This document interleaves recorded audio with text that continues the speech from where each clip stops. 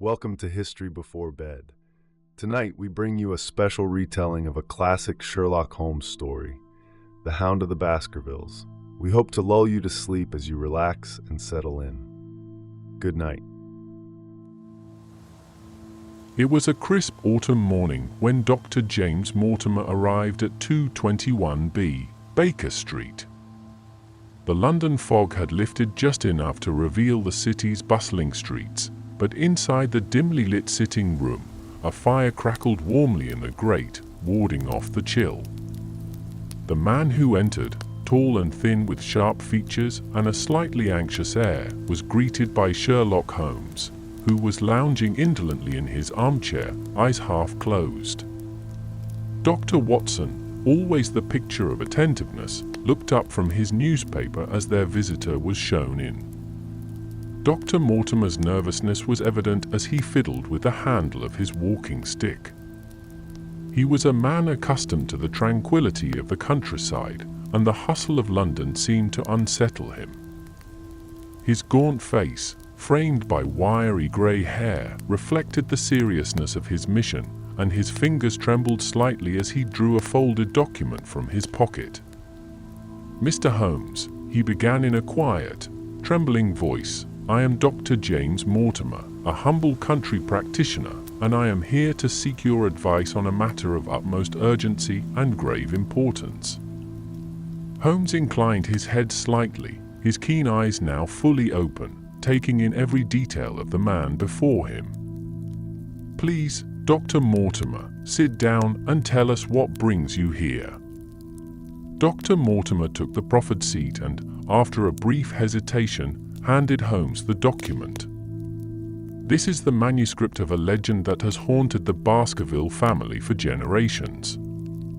It is said to be the curse of the Baskervilles, a curse that has now claimed the life of Sir Charles Baskerville."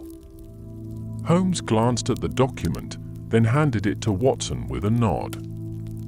Watson adjusted his glasses and began to read aloud, his voice steady as he recounted the grim tale of Hugo Baskerville, a wild and cruel ancestor who had brought the curse upon his family. The legend told of a phantom hound, a monstrous creature that roamed the desolate moors of Devonshire, preying upon the Baskervilles as punishment for Hugo's sins. When Watson finished reading, silence fell upon the room. The ticking of the clock on the mantelpiece seemed unnaturally loud in the stillness. "Sir Charles Baskerville," Dr. Mortimer said after a moment, "was a good man, a kind and generous soul. Yet, he died under the most mysterious circumstances. His body was found at the edge of the moor, his face contorted in an expression of utter terror. Near him, there were footprints, gigantic, as if left by a large hound. But no mortal dog could have left those tracks." Holmes leaned forward, his sharp features now animated with interest. "And the cause of death?" "Heart failure," replied Dr. Mortimer. "But I have no doubt that it was brought on by fright at something he saw or believed he saw."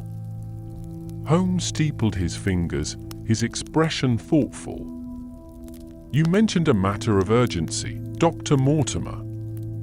What concerns you now?" "It is Sir Henry Baskerville," Dr. Mortimer said gravely. "He is the last of the Baskervilles, the sole heir to Baskerville Hall. He has recently arrived from Canada, and I fear that the same fate which befell Sir Charles may befall him if he returns to Baskerville Hall. The curse, the hound, they may yet claim another victim." Holmes's eyes narrowed. "And you seek my assistance to protect Sir Henry?" "Indeed, Mr. Holmes," Dr. Mortimer replied. "I am a man of science, and yet I cannot dismiss the fears that this legend stirs within me. Sir Henry must be warned, and if possible, the curse must be dispelled. I believe only you, with your remarkable powers of deduction, can unravel this mystery." Holmes remained silent for a moment, lost in thought.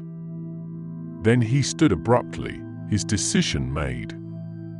This is indeed a most intriguing case, Dr. Mortimer. You may rest assured that I will do everything in my power to protect Sir Henry and uncover the truth behind Sir Charles's death. Whether the danger lies in the supernatural or the natural, we shall soon find out. With those words, the course of events was set in motion. Holmes and Watson prepared to meet Sir Henry, determined to solve the mystery that had cast a shadow over the Baskerville family for generations. Outside, the London fog thickened once more, as if echoing the darkness that awaited them on the desolate moors of Devonshire. The arrival of Sir Henry Baskerville in London was marked by a series of unsettling events that hinted at the danger lurking just beneath the surface of the city's bustling streets. The morning was crisp, and the air carried the scent of damp cobblestones as Dr. Watson and Sherlock Holmes made their way to the Northumberland Hotel, where Sir Henry was staying. They found the heir to Baskerville Hall in a modestly furnished sitting room, his broad frame exuding the vitality of a man who had spent years in the rugged wilderness of Canada. Sir Henry, a man of about 30 with a strong, sun-bronzed face and a pair of keen eyes, greeted them warmly, yet his expression bore a trace of unease. He handed Holmes a crumpled piece of paper, his brow furrowed with concern. "I found this in my hotel room this morning," Sir Henry said in his deep, measured voice. "It was slipped under my door. No signature, just a few words cut out from a newspaper." Holmes unfolded the note and examined it closely. The message, composed of roughly pasted words, read, "As you value your life or your reason, keep away from the moor." The only word that had been written by hand was "moor," and it was inked in a jagged, hurried scrawl. Holmes's eyes glinted with interest as he turned the note over, scrutinizing it for clues. "A curious thing," Holmes murmured. "The person who wrote this is clearly aware of your inheritance and intends to frighten you away from Baskerville Hall. But the use of newspaper cuttings suggests they are cautious, perhaps too cautious to reveal their identity." Holmes then questioned Sir Henry about his plans, and the young baronet revealed that he intended to travel to Baskerville Hall the following day, despite the warning. It was clear that Sir Henry, though concerned, was not easily cowed.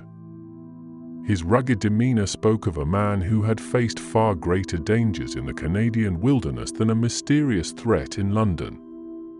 As they spoke, Sir Henry mentioned another strange occurrence. "I seem to have lost a boot since I arrived here," he said with a puzzled frown. "It was a new one, just bought yesterday. I left it in my room, but this morning it was gone. The odd thing is, nothing else was disturbed." Holmes's eyes narrowed. A missing boot, and a new one at that, most unusual. "Tell me, Sir Henry, was it a left boot or a right?" "A right boot," Sir Henry replied, clearly puzzled by the question. Holmes nodded thoughtfully, but made no further comment, instead turning the conversation back to more immediate concerns. It was then that Dr. Mortimer arrived, his long face drawn with worry, and the discussion turned to the arrangements for Sir Henry's journey to Devonshire.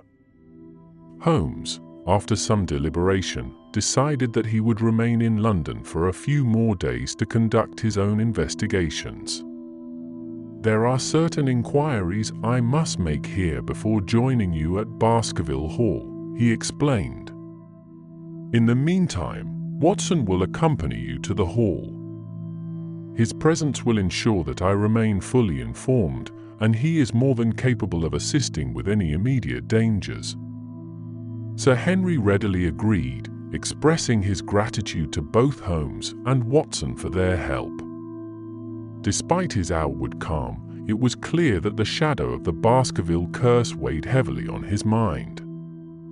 As the meeting concluded, Holmes's sharp gaze followed Sir Henry and Dr. Mortimer as they departed, the detective's mind already turning over the possibilities suggested by the warning letter and the missing boot.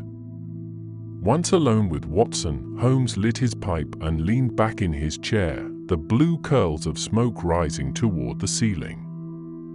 "This case grows more intriguing by the hour, Watson," he remarked. "A warning delivered in the heart of London, and a missing boot of all things. These are threads that, when pulled, may unravel the entire mystery." Watson nodded, sharing Holmes's curiosity, but also feeling a growing sense of unease. The situation was becoming increasingly complex, and the dangers more tangible. With Sir Henry's departure for Baskerville Hall imminent, the stakes could not have been higher. Watson knew that whatever lay ahead on the grim moors of Devonshire, it would test them both to their limits. As the shadows lengthened across Baker Street, Holmes continued to contemplate the case, his mind piecing together the scattered clues. Watson, meanwhile, prepared for the journey that would soon take him far from the familiar streets of London and into the heart of a mystery that had already claimed one life and threatened to claim another.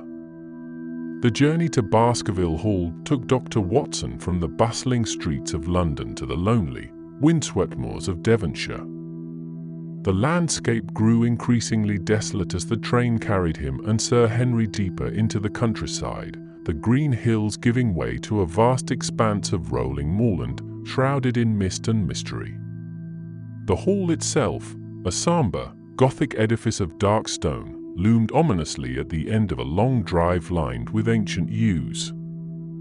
It was a place heavy with history, its walls seeming to whisper of the tragedies that had befallen the Baskerville family. Upon their arrival, Watson was immediately struck by the atmosphere of the hall. The air inside was cool and still, and the shadows seemed to cling to the corners of the rooms, as if reluctant to leave. The portraits of stern-faced ancestors lined the walls, their eyes following Watson as he and Sir Henry were shown to their quarters by Mr. Barrymore, the butler. Barrymore was a tall, dark-featured man with a solemn demeanor, his every movement precise and deliberate. His wife, Mrs. Barrymore, was similarly reserved, her expression grave as she oversaw the running of the household. That first evening at Baskerville Hall, Watson could not shake the feeling that something was amiss. As he retired to his room, the flickering light of the candle casting long shadows on the walls, he found himself listening intently to the silence that enveloped the hall. It was a silence punctuated only by the distant howl of the wind as it swept across the moor, a mournful sound that seemed to echo the legend of the ghostly hound. Sleep did not come easily. In the early hours of the morning, Watson was jolted awake by a faint noise, a low, steady sound that carried through the corridors of the hall. He sat up in bed, straining to listen, and realized that it was the sound of someone moving stealthily through the house. Slipping quietly from his room, Watson crept into the hallway, his footsteps muffled by the thick carpet. The dim glow of his candle revealed a figure at the far end of the corridor, silhouetted against the window. It was Barrymore, holding a candle of his own, his face tense as he peered out into the night. Watson watched as the butler stood there for several minutes, his gaze fixed on something beyond the window. Then, as if satisfied, Barrymore turned and retreated silently down the stairs. Puzzled, Watson returned to his room, his mind racing with questions. What had Barrymore been watching? And why had he chosen to do so in the dead of night, when the rest of the household was asleep? The next morning, Watson took the opportunity to explore the moor surrounding Baskerville Hall. The vast, undulating landscape stretched as far as the eye could see, its surface broken only by jagged outcrops of granite and the occasional cluster of gorse bushes. The moor was a place of wild beauty, but it also possessed a certain bleakness, an air of desolation that weighed heavily on the spirit. As he walked, Watson could not help but recall the legend of the Hound, and he found himself casting nervous glances over his shoulder, half expecting to see some phantom creature bounding across the heather.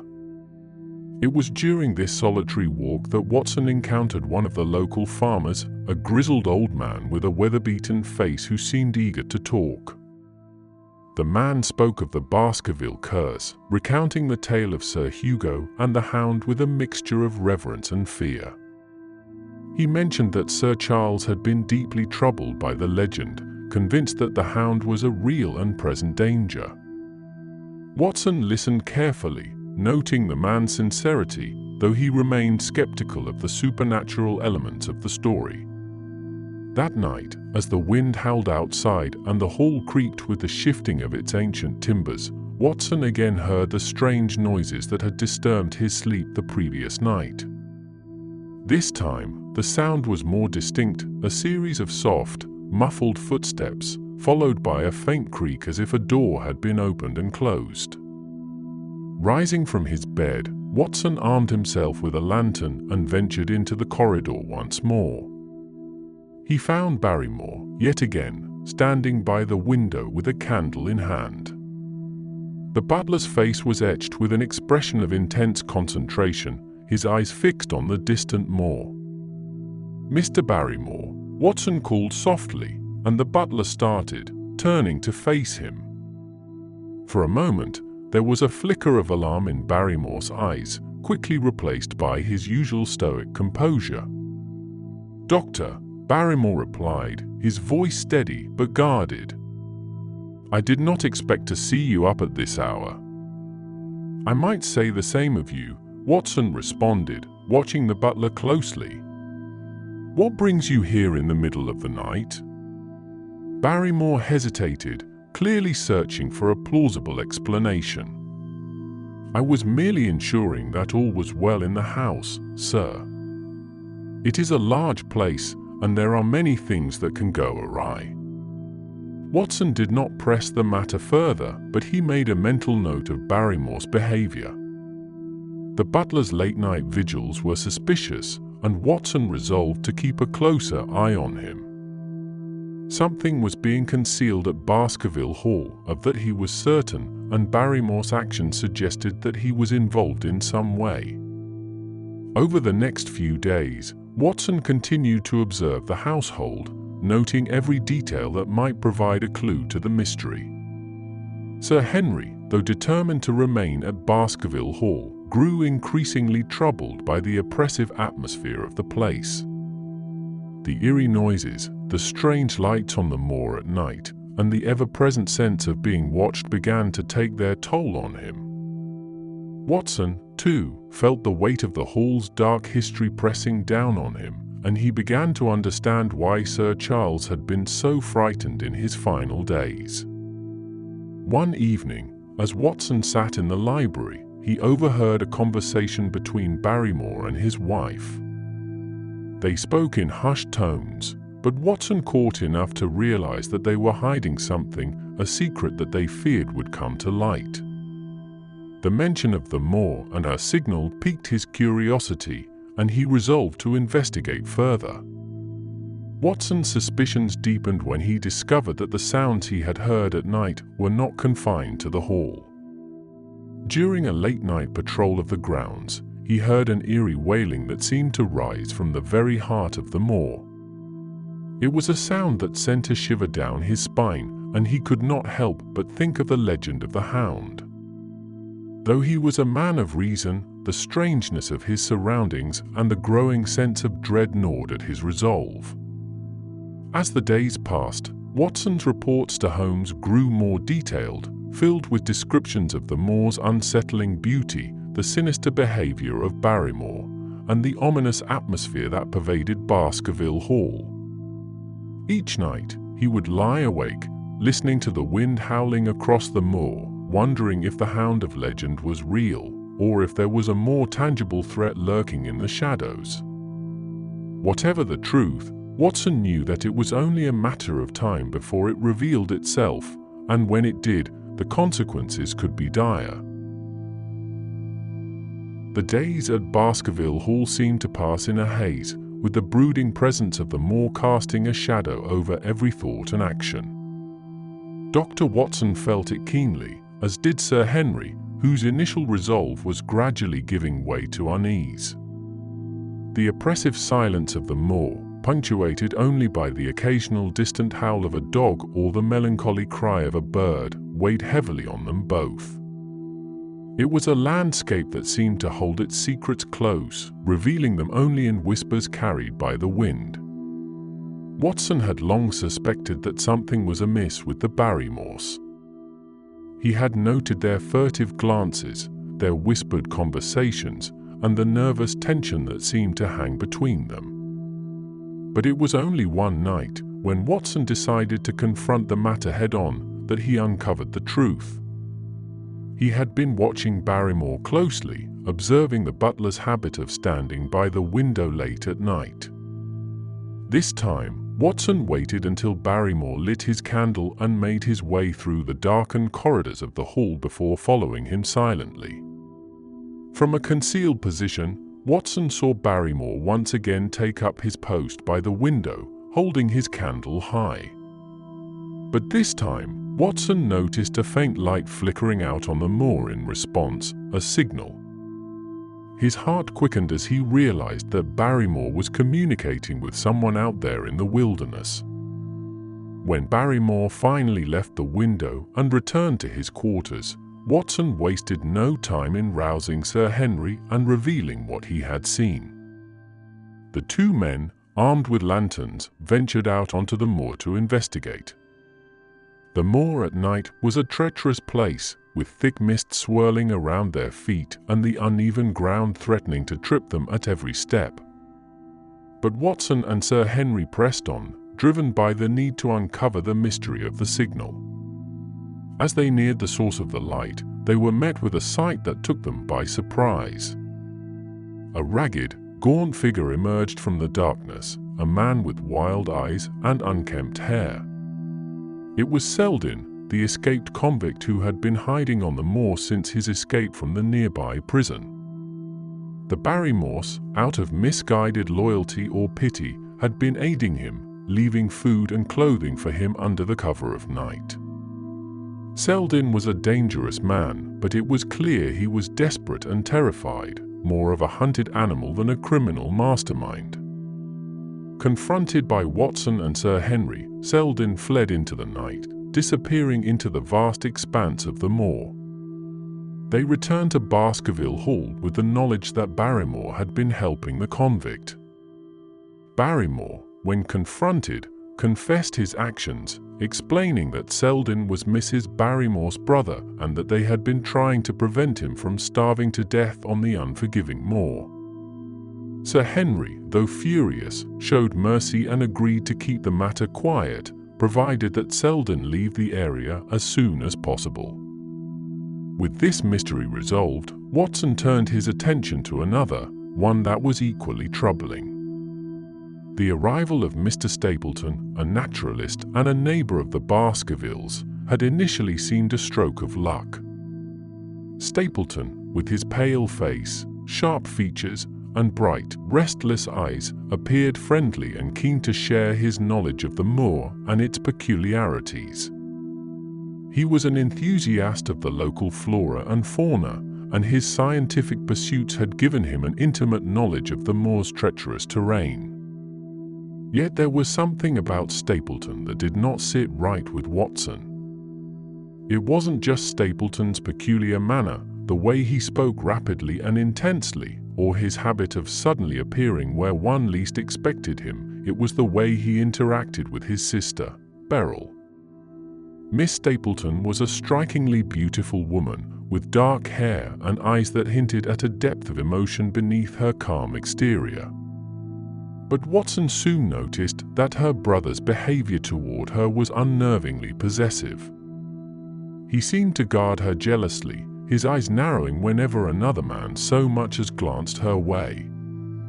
Watson found it odd that such a spirited woman should be so subdued in her brother's presence, as if she feared to speak her mind. The The situation grew more suspicious when Watson learned that it was Beryl who had sent the anonymous warning letter to Sir Henry in London, urging him to stay away from Baskerville Hall. Stapleton had tried to downplay the significance of the warning, suggesting that his sister was prone to melodrama and that there was no real danger. But Watson was not convinced. He sensed that Beryl was a woman trapped by circumstances she could not control, and that her brother's influence over her was more sinister than it appeared. Watson's suspicions deepened during a visit to the Stapletons' home, Narrated House, a lonely building set deep within the moor, surrounded by treacherous bogs. As Stapleton led Watson and Sir Henry on a tour of the moor, pointing out its natural features with enthusiasm, Watson noticed how his eyes gleamed with a strange intensity whenever the conversation touched upon the legend of the Hound. There was something unsettling in the way Stapleton spoke of the Hound, not with the fear or skepticism one might expect, but with a curious fascination, as if the legend held a particular significance for him. It was during this visit that Watson also witnessed an odd exchange between Stapleton and his sister. While Stapleton was momentarily distracted, Beryl took the opportunity to speak with Watson in hushed, urgent tones. She implored him to take Sir Henry away from Baskerville Hall and the moor as quickly as possible. Her voice trembled with desperation, and her eyes darted nervously, as if she feared her brother might overhear. When Stapleton returned, Beryl instantly fell silent, and Watson saw her withdraw into herself once more, the moment of candor replaced by the cool detachment she usually displayed. As Watson left Narrated House, his mind was a whirl of questions. Who were the Stapletons, really? And what was the true nature of their relationship to the Baskerville curse? Watson could not shake the feeling that there was a hidden danger lurking behind Stapleton's polished exterior, a danger that had yet to reveal itself. He resolved to remain vigilant and to report his suspicions to Holmes at the first opportunity. The moor, with all its secrets and shadows, seemed to be drawing them into a web of intrigue that threatened to ensnare them all. That night, as Watson lay in bed, he found himself once again listening to the eerie sounds of the moor. The wind moaned through the trees, and somewhere in the distance, a low, mournful howl echoed across the landscape. Was it the Hound, or merely the wind playing tricks on his mind? Watson did not know, but he sensed that the resolution of this mystery would soon come to a head. And when it did, the consequences would be grave indeed. The mystery of Baskerville Hall reached its climax on a night when the moor was shrouded in an impenetrable darkness. The chill in the air carried a sense of foreboding, as if the land itself knew that long-hidden secrets were about to be revealed. Dr. Watson had spent the evening in tense anticipation, unaware that Sherlock Holmes had already arrived in Devonshire, having kept his movements secret to better observe the unfolding drama. It was late when Watson, returning from an exhausting day, was startled by the sudden appearance of Holmes in his room at Baskerville Hall. The detective's eyes gleamed with a mixture of triumph and urgency. "We are close to the end, Watson," Holmes declared, his voice low but intense. "The pieces have fallen into place, and tonight we shall confront the villain behind all this. The game is afoot." Holmes quickly brought Watson up to speed on what he had uncovered. The mastermind behind the plot was none other than Mr. Stapleton, the seemingly harmless naturalist who had charmed and misled them all. Holmes had deduced that Stapleton was, in fact, a Baskerville by blood, a distant relative with a hidden claim to the family fortune. Stapleton's genial facade masked a cold and calculating mind.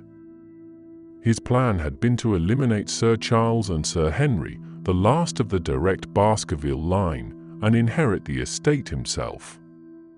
To achieve this, He had exploited the old family legend by training a monstrous hound to frighten his victims to death, all while maintaining an appearance of innocence. "The hound is real, Watson," Holmes explained, his voice taut with conviction. "But it is not a ghost or a supernatural beast. It is a creature of flesh and blood, carefully bred and trained by Stapleton to carry out his murderous scheme. He has used phosphorus to make the hound appear spectral, terrifying his victims with its glowing maw and eyes." Sir Charles' weak heart gave out at the sight of it, and Stapleton intended the same fate for Sir Henry. Holmes had already alerted the local police, and a plan was in place to lure Stapleton into making his final move. That evening, Sir Henry had been deliberately sent to dine with the Stapletons at Narrated House, unaware that he was being used as bait. Holmes and Watson, along with the police, positioned themselves on the moor near the path that led back to Baskerville Hall. They waited in the inky darkness, the oppressive silence broken only by the occasional rustle of wind through the heather. Hours passed, and the tension grew unbearable. Finally, they heard it, the low, blood-curdling growl of a beast approaching through the fog. The sound was followed by the unmistakable padding of heavy paws on the ground. Watson felt his heart race as a huge, dark shape emerged from the mist. It was the hound, its eyes glowing eerily in the dim light, its fangs bared in a snarl. The sight was enough to send a shiver down any man's spine, but Holmes stood firm, his revolver at the ready. As the hound charged towards Sir Henry, who was walking unsuspectingly along the path, Holmes shouted a command. The police officers opened fire, and the moor erupted in gunfire. The hound let out a horrifying yelp and collapsed, its massive body thrashing for a moment before lying still. The beast was dead, its reign of terror over. Sir Henry, pale and shaken, stumbled back, barely able to comprehend what had just happened. Watson rushed to his side, while Holmes quickly examined the hound's lifeless form. The creature was even more terrifying up close, with its dark, matted fur and phosphorescent coating that gave it an otherworldly glow. But now, in death, it was just a dog, a vicious, deadly animal, but nothing more than that. Holmes wasted no time in pursuing the final part of his plan. "Stapleton must be nearby," he said, his voice cutting through the night. "He will try to escape now that his plot has failed. We must find him before he disappears into the moor." They headed for Narrated House, where they found Beryl Stapleton, distraught and bound in a room, a victim of her brother's cruelty. Holmes freed her, and she revealed that Stapleton had indeed planned to flee. He had tied her up to prevent her from warning Sir Henry, then left through the back of the house, intending to vanish into the mire, a treacherous bog that only he knew how to navigate safely. Holmes, Watson, and the police gave chase, but the moor was a dangerous place at night. The thick fog clung to the ground, obscuring their path, and the treacherous bogs could swallow a man whole. They found traces of Stapleton's passage, but as the night wore on, the trail grew cold. Somewhere in the heart of the mire, the villain had either escaped into the darkness or met a grim fate, claimed by the very moor he had thought to master. His body was never found, and the Baskerville curse was finally laid to rest. The following morning, as the first light of dawn broke over the moor, Holmes and Watson returned to Baskerville Hall, exhausted but victorious. Sir Henry, though deeply shaken, was grateful beyond words. The sinister presence that had haunted his family for generations had been exposed and defeated. Baskerville Hall, once a place of fear and death, could now be restored to its former glory. As they prepared to leave Devonshire, Holmes turned to Watson with a rare smile. "It is done, Watson." The Hound is dead, the villain unmasked, and the Baskerville line is secure. But remember this, there is nothing more deceptive than an obvious fact. Stapleton's plot relied on fear, on superstition, and on the belief in the supernatural. Yet, as always, it was human cunning, not some ghostly terror, that lay at the heart of the matter. With that, Holmes and Watson took their leave of Baskerville Hall, the shadow of the Hound forever lifted. The moor, once a place of dark mystery, slowly returned to its natural state, a landscape of wild beauty, no longer tainted by the spectre of a family curse. The morning after the confrontation on the moor was grey and sombre, as if the land itself mourned the events that had transpired. A thick mist clung to the earth, swirling around the ancient stones of Baskerville Hall and drifting over the treacherous mire where Stapleton had made his escape or met his end. Despite an exhaustive search by Holmes, Watson, and the local authorities, no trace of Stapleton was found. The ground around the mire was soft and yielding, and the mist concealed many dangers. It seemed likely that Stapleton had been swallowed by the bog, lost forever in the desolate wilderness he had sought to control. His disappearance, fittingly grim, brought a haunting sense of finality to the case. With Stapleton's presumed death, the Baskerville curse was finally broken, but the victory was bittersweet. Sir Henry, though grateful to Holmes and Watson, was deeply shaken by the ordeal. The revelations of Stapleton's treachery, the sight of the monstrous Hound, and the relentless fear that had haunted him since arriving in Devonshire had taken their toll. The once vibrant and confident man now appeared worn and troubled, his spirit battered by the malevolent forces that had conspired against him. In the drawing room of Baskerville Hall, Holmes gathered everyone to explain the details of the case. His sharp mind had pieced together the intricate puzzle long before the final confrontation. He began by recounting Stapleton's true identity, a descendant of the Baskerville family who had changed his name and hidden his lineage in a bid to inherit the estate. Driven by greed, Stapleton had meticulously planned the murders of Sir Charles and Sir Henry, using the legend of the Hound as a weapon. The phosphorescent-coated Hound had been trained to terrify its victims, preying on their deepest fears. Stapleton had counted on the curse to do his work for him, concealing his involvement behind a veil of superstition. Holmes went on to describe how he had suspected Stapleton from the beginning. The naturalist's unusual knowledge of the moor, his strange behavior toward his sister, and the suspicious incidents, such as the warning letter and the missing boot, had all pointed to his involvement. Holmes's decision to stay behind in London had been a ruse to mislead Stapleton while he conducted a secret investigation. By the time Holmes rejoined Watson in Devonshire, he had already uncovered enough evidence to confirm Stapleton's guilt. As Holmes spoke, Sir Henry listened in silence, his face pale and drawn. When the explanation was finished, he sighed heavily.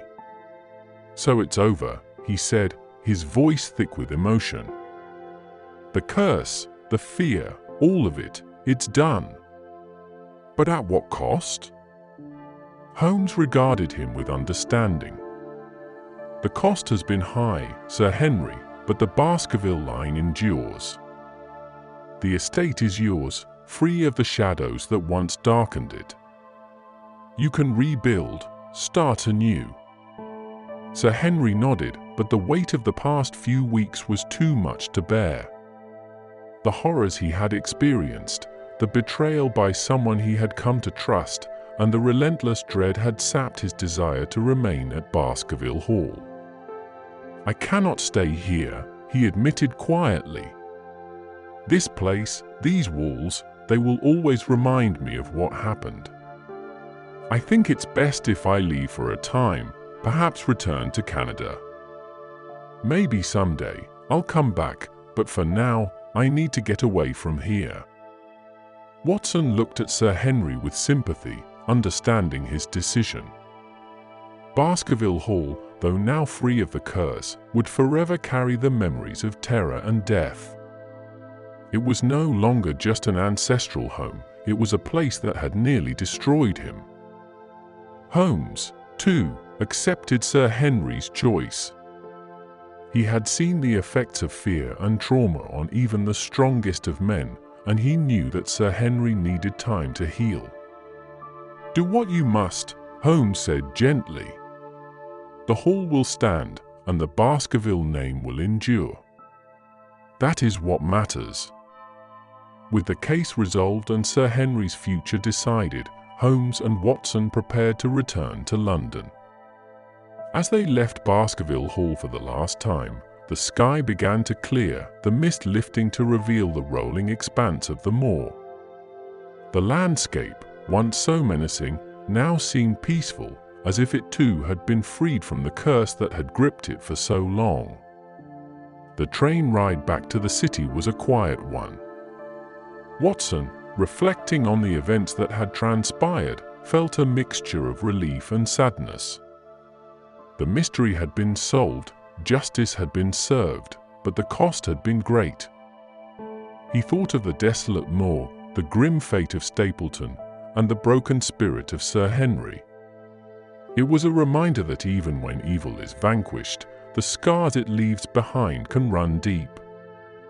As the train rolled through the countryside, Holmes turned to Watson, his expression thoughtful. "This case, Watson, is a reminder that human nature is often the greatest mystery of all. Greed, ambition, fear, these are the true forces that drive men to commit unspeakable acts. The legend of the Hound was merely a tool, a means to an end. It was never the Hound that was the real danger, it was the man who wielded it." Watson nodded, absorbing Holmes's words. "And what of Sir Henry? Do you think he'll recover?" "In time," Holmes replied. "The mind is resilient, and Sir Henry is stronger than he knows. He'll find his way, as will Baskerville Hall. Life will go on, as it always does." As the train drew closer to London, the familiar sights and sounds of the city came into view. The case of the Baskerville curse was over, another chapter in the long and storied career of Sherlock Holmes. But for Watson, the memory of the moor, the Hound, and the curse would linger, an indelible part of the adventure that had tested them both in ways they had not expected. And so, as the fog of Devonshire gave way to the bustle of Baker Street, Holmes and Watson returned to their familiar world, the mystery solved and the curse ended, but with the quiet knowledge that, in life as in crime, nothing is ever truly put to rest.